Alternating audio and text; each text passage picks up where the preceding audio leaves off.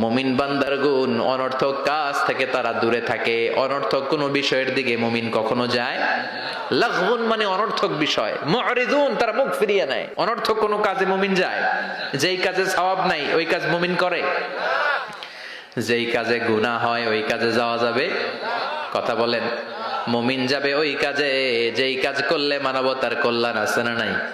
মুমিন করবে ওই কাজ যেই কাজ করলে আমলনামাটারে সওয়াব দিয়ে পূর্ণ করে দিবে কে? এজন্য বিশ্বনবী বলতেন, মিন হুসনি ইসলামিল মারই তারকুহু মা লা ইয়ানি।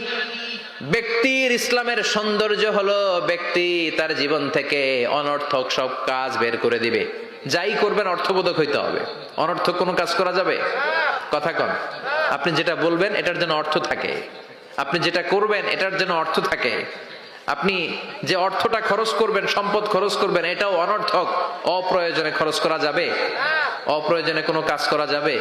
কারণ মুমিন জানে মুমিনের মুখ দিয়ে যেটাই বের হয় এটা লেখার জন্য ফেরেশতা আছে না নাই?